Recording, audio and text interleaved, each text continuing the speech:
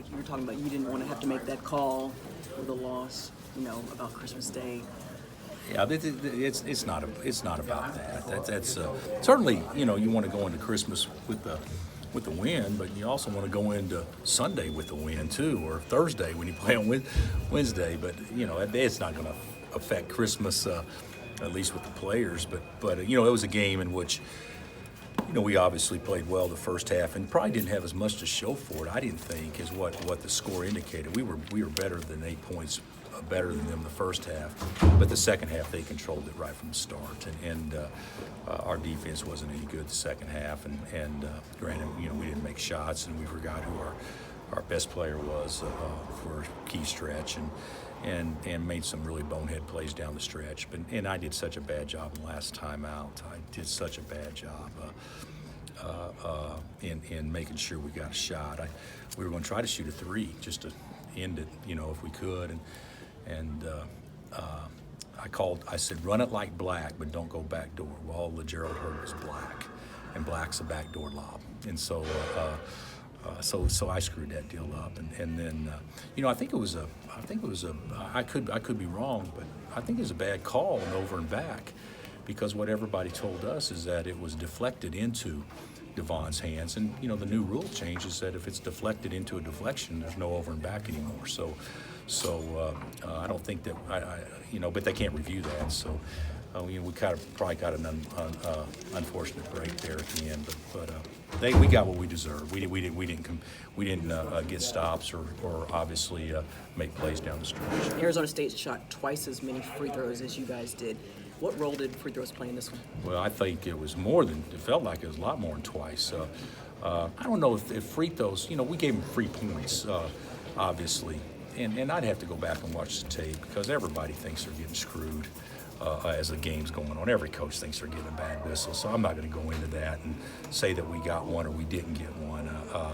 I'll watch the tape. But certainly it felt like we had a hard time getting any easy points, and we certainly saw them get a lot, even from the free throw line or a lot of layups, and we didn't have those same opportunities for us.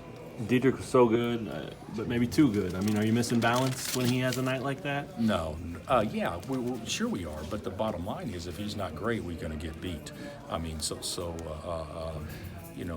when he needed to be great tonight. If you don't make shots, I mean, 7 of 28 from three, it's awful.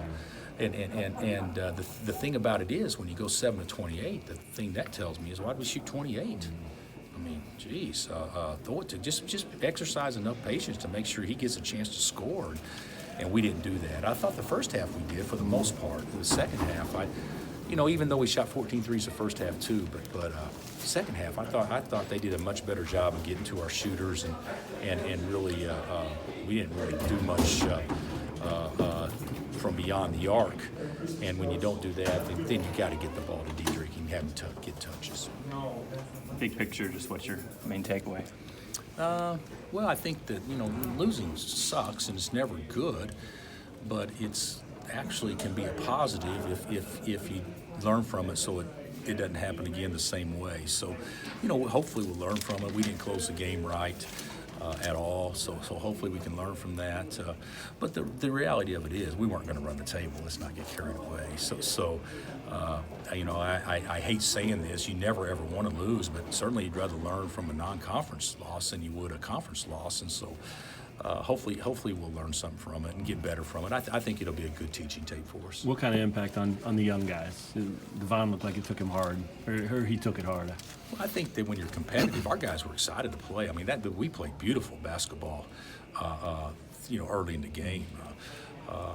And I think that they were excited to play and everything, and so yeah, I mean, they should take it hard. I mean, the competitors. It's just like if we'd won the game, ASU players would have taken it hard. That's the way it works. But I do think it stings a little bit more when you control the game. I think we led for 37 minutes and then obviously didn't finish down the stretch, and we did a really poor job of getting to number 2.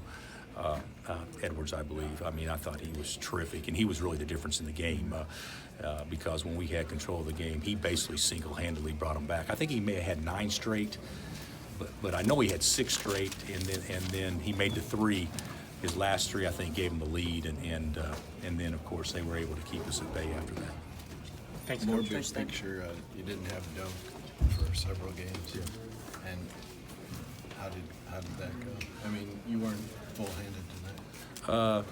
No, but I mean we're not going to make excuses. That's not an excuse. We've been shorthanded a lot of times, and the next guy up played well. I actually thought David McCormick, the last 2 games in Doak's absence, has given us some good minutes. I think we can go to him more.